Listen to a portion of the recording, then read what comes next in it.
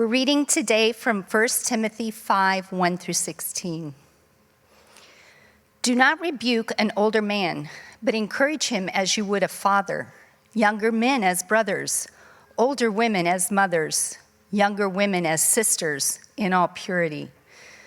Honor widows who are truly widows, but if a widow has children or grandchildren, let them first learn to show godliness to their own household and to make some return to their parents, for this is pleasing in the sight of God. She who is truly a widow, left all alone, has set her hope on God and continues in supplication and prayers night and day. But she who is self-indulgent is dead even while she lives. Command these things as well, so that they may be without reproach. But if anyone does not provide for his relatives, and especially for members of his household, he has denied the faith and is worse than an unbeliever.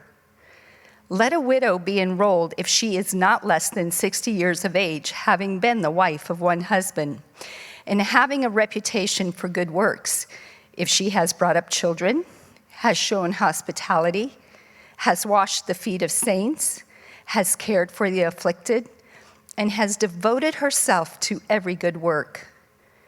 But refuse to enroll younger widows, for when their passions draw them away from Christ, they desire to marry, and so incur condemnation for having abandoned their former faith. Besides that, they learn to be idlers, going about from house to house, and not only idlers, but also gossips and busybodies, saying what they should not. So I would have younger widows marry, bear children, manage their households, and give the adversary no occasion for slander, for some have already strayed after Satan. If any believing woman has relatives who are widows, let her care for them. Let the church not be burdened, so that it may care for those who are truly widows. You may be seated. Well, welcome everyone. Today we're continuing our series in 1 Timothy by going into chapter 5 of Paul's letter. As we approach today's passage, I thought it might be helpful to review where we've been so far and see the trajectory that Paul is catapulting us down. We've titled this series The Household of God because Paul, throughout this letter, has been weaving in household and family language to make a point. And then at the dead center of the letter, Paul gives his thesis statement. Why is he writing this letter to Timothy at all?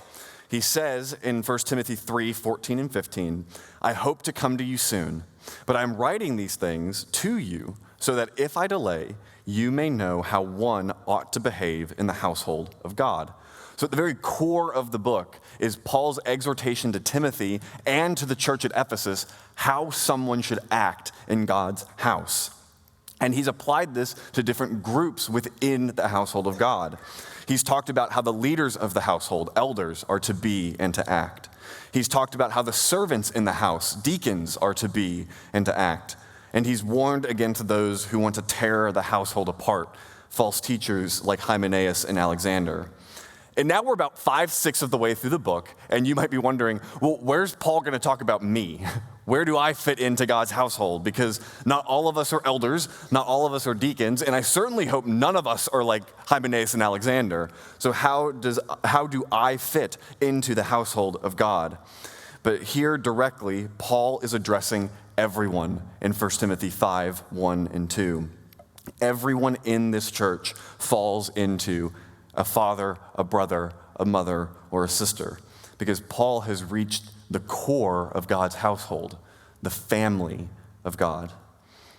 Last week, Robert really laid out well that devotion to God being right in our hearts is going to flow out naturally.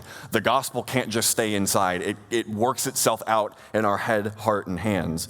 And this week, we get to see the other side of that equation. Because remember when the lawyer asked Jesus what the greatest commandment is, Jesus gives him a BOGO sale and gives him 2 greatest commandments. He doesn't stop at the love of God. He goes on and says, and the second is like it, you shall love your neighbor as yourself. And today, Paul is telling us, how do you love your neighbor in the church? By seeing them as your family. Family is one of the few things that quite literally all of us have experience with. Now, that experience varies wildly between people in this room, where some it's been nothing but good things, and some it's been nothing but terrible things. And for most of us, it's some weird amalgamation of both. But no matter what our experience with family has been, there's one thing that marks all of it: sin. No family is exempt from some level of sin and some level of brokenness because of the fall. I mean, if the Winslow family and the Brady Bunch had strife in their family, there's not much hope for the rest of us to not have strife in ours. And if you're here this morning and you think that your family may have successfully dodged sin and brokenness, I have to ask you to stop taking your denial pills for 24 hours, call your doctor, and then get back to me. Because all of our families have felt sin and brokenness. Because just like most things, God created the family to be a good thing for us. But ever since the fall, it can also be a means of pain, heartache, and brokenness. But in today's passage, Paul gives us a glimpse at what God is doing in and through his family, the church. While families have been affected by the fall, God still chooses to call his people a family. And 1 Timothy 5 tells us the importance of the family that lives in God's household. Through his discussion of fathers, brothers, mothers, sisters, and widows, Paul is showing two fundamental truths about the household of God and its implications for us now. Paul is showing that the church, the household of God, is where the family is being restored and where the family is being fulfilled. And those are going to be our 2 points today. How is the family being restored in the church? And how does the church fulfill the function of the family? So first, we're going to talk about how the family is restored in the church. And to talk about that, we have to go back to the beginning of the family and see how it was damaged to begin with. So we have to go all the way back to the Garden of Eden. Like I said a minute ago, Paul has been weaving in household language throughout his letter, but he's also been weaving in Genesis language throughout his letter. Multiple times, Paul has drawn our attention back to creation and the fall. There have been multiple references to Satan, God creating all things good, and Paul's use of the creation and fall of Adam and Eve to explain male headship in the church. So all of that to say is that the Garden of Eden is definitely on Paul's mind while he's writing this letter. And today's passage continues that thread. There's the mention of Satan again, talk of marriage, talk of bearing children, and mention of family. So why is Paul drawing Timothy and our attention continually back to the garden? Because Paul is showing that the ideal of creation is being slowly knit back together and restored in the church. So let's go time machine all the way back. In the beginning, God created mankind male and female, and he invited them to join in his mission of spreading his glory over the face of the earth. So he tells them, be fruitful and multiply and fill the earth. He tells them this because as perfect image bearers, they would have reflected God's glory to creation. And by having children, they would have spread out image bearers all over the planet, perfectly reflecting the Creator to his creation. However, after the fall, that completely changed because now there's a split in the family tree of humanity. There were those who were of the woman, the people of God, the line that would one day bring about the Messiah, but there's also now those of the serpent, those who would follow after their father, the devil, as Jesus would go on to say. Before the fall, Adam and Eve would have had children who would have continued their task with them of perfectly reflecting God to creation. But after the fall, there's no more guarantee that the children born to Eve would be of her. Prepositions are weird, so there's a perfect example in Genesis 4 of Cain and Abel. Cain and Abel are both Adam and Eve's immediate children. Both of them are from her physically, but Cain was clearly of the line of the serpent, and he killed his brother. Both from the same mother, but two very different families of origin. And starting from that point on, it kind of just spirals. The family feels strife, hardship, lying, murder, cheating, scheming, separation, and death. And that's just the first half of Genesis. We're not even that far into the Bible yet, and things are spiraling. And we've all felt that spiral in our own families in different ways, from mundane brokenness of eye rolling and name calling and door slamming, to intermediate brokenness of shouting and fighting in unrealistic expectations, all the way to extreme brokenness of neglect, abuse, and abandonment. We've all felt how this spiral has whirled in our family as well. And Paul even points out several of these fractures in today's passage: the death of husbands, being left all alone, families refusing to care for one another. Family pain is something everyone can relate to because we've either been hurt by it or contributed to it. And yet, after the fall, God still continues to use the family. He doesn't give up on the idea of the family. He promises that through Abraham's family, all the families of the earth will be blessed. He commands his people at Sinai, children and adults, to honor their parents. And he promises David that an everlasting kingdom would come from his family. So God is clearly not done with the family yet, but even with those instances, sin still seeps in. Abraham's family life was not something that I think any of us should replicate, ever. The fifth commandment is constantly broken. We can't keep it. And David's family wasn't so picturesque either.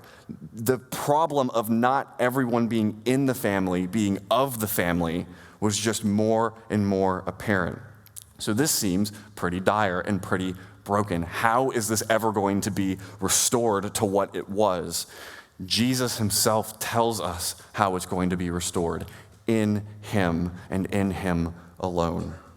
In Mark 3, there's a scene where a crowd has gathered around Jesus, and they say to him, "Your mother and your brothers are outside seeking you." And he answered them, "Who are my mother and my brothers?" Which I have been in the crowd. I've been like, "I just told you, they're out."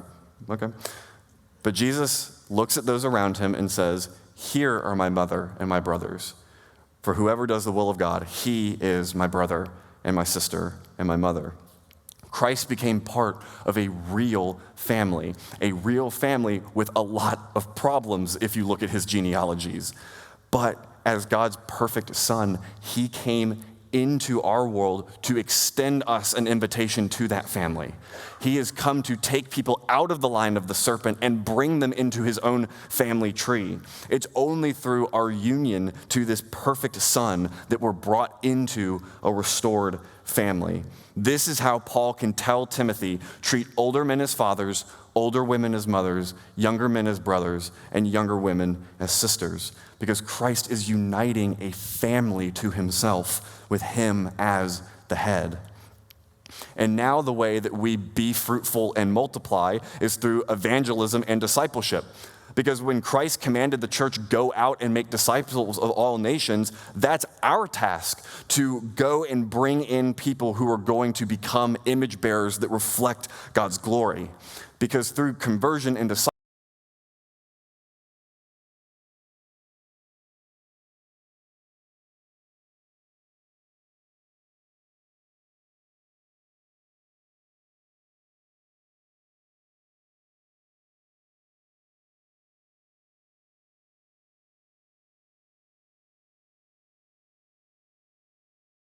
and what is Timothy to the church in Ephesus? He's the pastor. Paul is commanding Timothy to treat older men and women as mothers and fathers. Now, in our day and age, we might have expected him to say two different things. In our era of individualism and specialization, we might have expected Paul to tell Timothy, "Hey, you're the pastor now. You're the adult in the room. You don't need to learn from anyone anymore."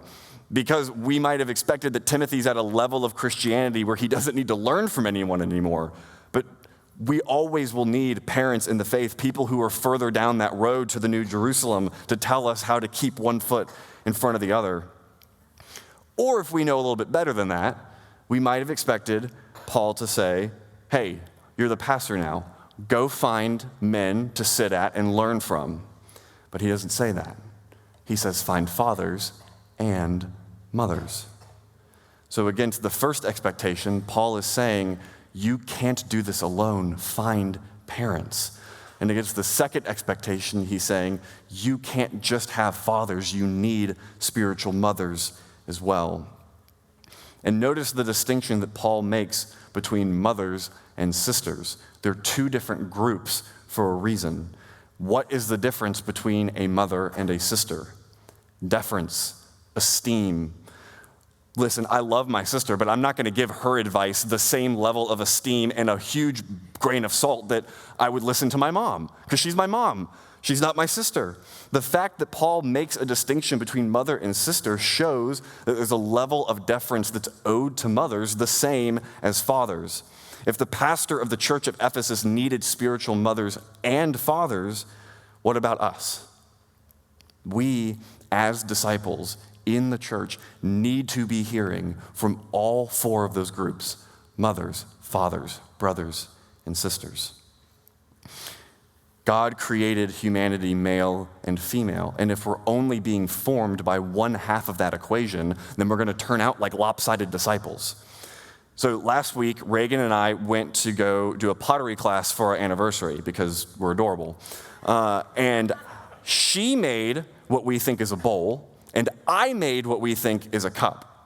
And I say think because learning to work a pottery wheel is very hard because any minute level of mess up affects the entire structure of the clay that you're working with. If you sneeze, if you press too hard, if you don't press hard enough, if you draw your finger out too far, all of these things make it so you have to work pottery with both hands. One hand provides structure while the other forms it. One hand will wet the clay while the other seals the clay. If you try to work a pottery wheel with just one hand, you're gonna get a lopsided cup that probably won't function like a cup.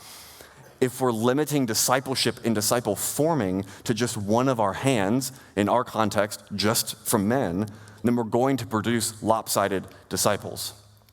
I'm gonna let you feel uncomfortable for a minute at what I just said.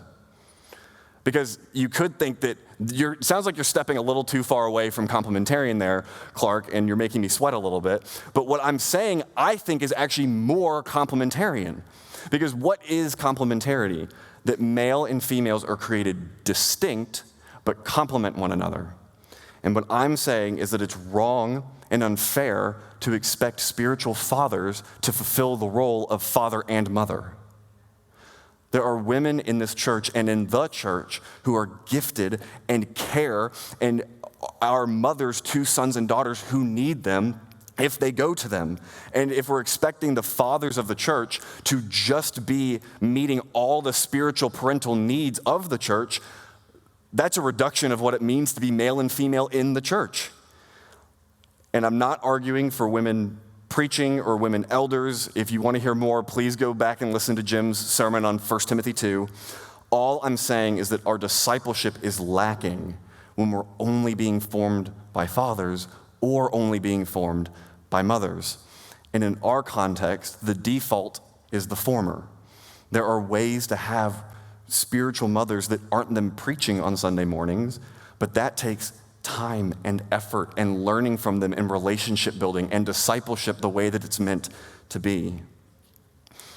But there is a tension with all of this talk of family, because it would be unfair of me and unloving of me to expect that everyone in this room comes from the same picture of the family that Paul presents here: a father, a mother, a brother, and a sister. Like I said before, the family has been broken since the fall. And although Christ has provided a way for the family to be restored, that's not always our lived experience in our family. And I'm certainly not saying that if you come from a broken home or you are in a broken home, that you're destined to be at best a lopsided disciple and at worst a lopsided person. I don't mean that at all. What I'm calling for is that if someone's family experience is lacking, it's the church's responsibility to rise up and meet what they're lacking. And that's where Paul goes, because he doesn't stop at the restoration of the family. He moves to the fulfillment of the function of the family in a believer's life. And it's in that fulfillment that we begin to be better and better shaped as disciples. That takes us to our second point, the fulfillment of the family. So far, we've looked at the restoration of the family in 1 Timothy 5, verses 1 and 2. And I'm sure the keen-eyed viewers in the audience have noticed that there are 14 other verses that I haven't gotten to yet. But that's where we're going to move now, is how the family is fulfilled in the church. And the rest of the passage homes in on what I mentioned in the introduction. The love of God, the devotion to God, leads to the love and devotion to our neighbors. If, as we've seen, we're called into a family of fathers and brothers and mothers and sisters, what does that mean that we owe one another? What does that mean? How do we treat one another? And Paul gives us one extensive example, a 14-verse example in the discussion of widows and how the church is to be a family to widows. Paul tells Timothy, honor widows who are truly widows. And that honor word kind of sounds like an Old Testament passage we just talked about, the fifth commandment, because Paul is telling Timothy he didn't know verses, but these 14 verses are how you fulfill the fifth commandment in the church. There are layers to what Paul says in this section, and some of what he says is very serious and a little scary, so let's begin breaking it down. Paul tells Timothy to honor widows who are truly widows. What does that mean? What is a truly widow?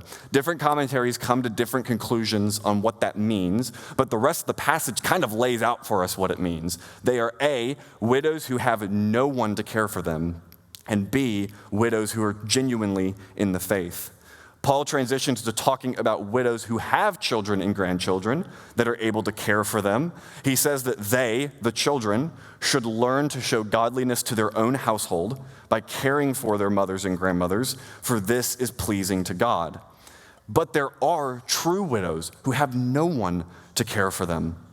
These widows, left all alone, as Paul says, have only God to hope on. But some widows are not alone. They have children and grandchildren, and this is where Paul offers a very sobering warning. But if anyone does not provide for his relatives, and especially for members of his household, he has denied the faith and is worse than an unbeliever. What's going on? This is an example of what we've been talking about. Devotion to God, and devotion to your neighbor. If these hypothetical children and grandchildren claim to love God and to be in the faith, but they refuse to honor their mother and grandmother in a way that pleases the Lord, they're proving themselves to not really love God at all. The love of God and the love of neighbor have always been linked together and tied in a way that they can't be separated. Old Testament and New Testament. This is the reason why Israel goes into exile at all. In Isaiah 1, God tells his people through the prophet, hey, you keep telling me that you love me and you keep saying that you love your neighbor, but when you come to pray to me, your hands are caked in the blood of your neighbor, so I don't think you love me, so go away. Paul in verse 8 is saying, if someone can't even love their closest neighbor, their mom, they don't really love God. Now, please hear me. I'm not saying that Paul is calling your faith into question if you cannot care for your parents, physically cannot, or if the relationship to your parents is strained and broken beyond repair. We should always seek reconciliation and restoration, but sometimes that just won't happen this side of the new heaven and the new earth. It's like we've discussed in here before about the fifth commandment. The fifth commandment is not blind obedience and doing whatever your parents tell you to do. Paul says, obey your parents in the Lord. If your parents ask you to do something that's not in the Lord, you don't obey them. What Paul is addressing here are children and grandchildren who simply do not love their widowed mothers and grandmothers. Their lack of love to their closest neighbor is evidence to their lack of love to God. Paul's point here can be boiled down to just a Christian family should be a Christian family to its Christian family. However, if a widow does not have children or grandchildren or believing children and grandchildren, then the church is called to be a Christian family to those widows. This is how the church fulfills the family because it accomplishes the familial relationships that have failed because of the fall. We have to love our neighbors in the church if we can ever hope to love anyone outside of the church. And if we need more proof of the importance of the church body fulfilling the function of the family to each other, we don't have to look further than Jesus himself. Earlier, we talked about how Christ shows that he is the restoration of the family in him, and now we're going to see how it is only through him that the family is fulfilled. It's so important to him that it's on his heart, mind, and lips as he's dying. Think about John's account of the crucifixion. Jesus is hanging on the cross, and he looks down, and who does he see? His mom and his disciple. Try to put yourself in Mary's shoes. What is in front of her is horrific, and she can't recognize her own son. Her husband at this point is most likely dead, Joseph, Jesus' adopted father. And now the oldest son, the person who's supposed to take care of her, is hanging on a Roman cross. Her whole world is falling apart right in front of her. And what does Jesus do? He's not concerned about himself. He looks at his mom and says, "Woman, behold your son." Then he looks at his disciple and says, "Son, behold your mother." And this isn't a quaint platitude of, "John, you have so much to learn from my mom. You should really treat her like a spiritual mother." John takes her home and cares for her until the day she dies, because that's what sons do for their moms. While Paul just gives an example of how to honor mothers, specifically widowed mothers, the idea of devotion to our neighbor in the church extends to all of the groups that Paul mentioned in verses 1 and 2. Fathers, mothers, brothers, and sisters. And our continued devotion to God and our devotion to each other is going to affect how we view this family and how we're fulfilling God's design for the family to each other. And I think it's easiest to picture the spiritual child, spiritual parent relationship, because we have other writings of Paul where we understand, like, this person has walked with Jesus longer, they've learned longer, so I should imitate them as they imitate Christ. We have this idea of what we owe to our spiritual mothers and fathers, but what do we owe to each other as brothers and sisters? And how is the family fulfilled in that? This comes from Dr. Scott Swain at RTS, and it made a huge impact on me while I studied with him there, so I had to slip it in here. Naturally, when we talk about male-female brother-sister relationships in the church, post-1990s, the thing that springs to people's mind is the purity culture movement. And the purity culture, for all of its faults, which I couldn't name off because we would be here till next Sunday, did do one thing right-ish. It identified a problem. The problem was rampant objectification of women in the culture, leading to broken male-female relationships seeping its way into the church. But all it did was identify the problem. It didn't offer lasting, healthy solutions to that problem. Because let's go back to whenever I was in 8th grade at a youth retreat, and the boys get separated over here, and the girls get put over here, and the boys are told, "Don't look at her that way. Don't look at her that way. You're looking at her that way. Don't do that. Don't look at her that way." And the girls are told, "Hey, you shouldn't act this way around them. You shouldn't dress this way around them. You shouldn't talk this way around them." That's a lot of negatives. There wasn't a single positive, okay, now that you've done this, how do you treat them? Because I don't know about you, it's kind of hard to live in a community where over half the people are women, and I've just been told how to not look at them.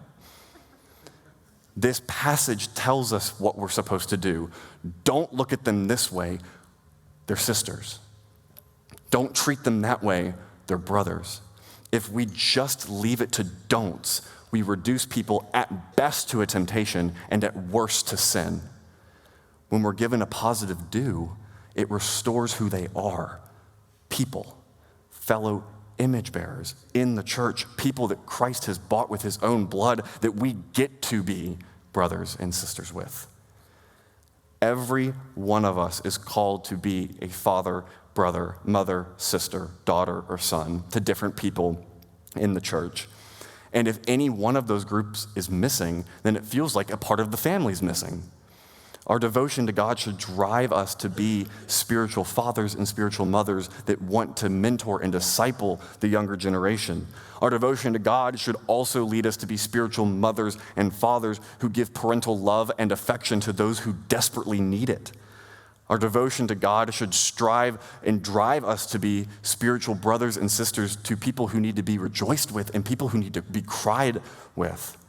And our devotion to God should drive us to be spiritual sons and daughters and sit at the feet of people ready to love us and lavish love and wisdom on us. This passage has a depth of wisdom and application to mine through for the life of the church, but there's a massive tension that I personally felt while I was writing this sermon. Most of the wisdom and the application from this passage has to come from the people in this room, from relationships in this church, because I love this passage. It has affected the way that I see males and females and what that means, and parents and children and what that means, and how that comes to life in the church. But I'm just 26 years old. And I have had a pretty good family experience in my life. So there are just some things that I can't tell you from experience. I can tell you the truth that God has left for us, but I can't convey my experience in a way that will make you love the church the way that God has gifted it to us. I can tell you that if you are struggling to have children, that you can find real spiritual children to love and show Christ to here. I can tell you that if you have a broken relationship with your father, you can find plenty of loving fathers sitting around you. I can tell you those things, and they are not any less true because I'm saying them, but there are mothers and brothers and fathers and sisters in this room who can show that to you. And that is a big calling, to be spiritual mothers and brothers and fathers and sisters to one another.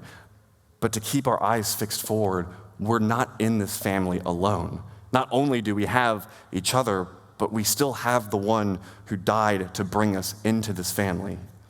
Christ, the true older brother, who Isaiah also says is the everlasting Father, and who himself says that he wants to gather Israel to him like a mother hen. He's the one who's going to enable us to be the mothers, the fathers, the brothers, and the sisters that we're called to be. And though we're going to slip up and fail, we're going to bring family strife into the family of God, he has still promised to never be ashamed to call us his brothers. He has called us to be fathers, mothers, brothers, and sisters as we are a church here on earth. But there's one day where there won't be a need for mothers and fathers anymore, and we will just be brothers and sisters dining together with our true older brother and his father, who is now our Father. Let's go to him in prayer. Father, we thank you for the gift of the church. Lord, so often the church can just be the place where we go on Sunday, but I pray as we go out this week that you would help us love the church as your Son loves the church. Help us to be the fathers, brothers, mothers, and sisters that you've called us to be, and to seek out mothers, fathers, brothers, and sisters in our time of need. Thank you for working through your people, and thank you for staying with us. It's in your Son's name that we pray. Amen.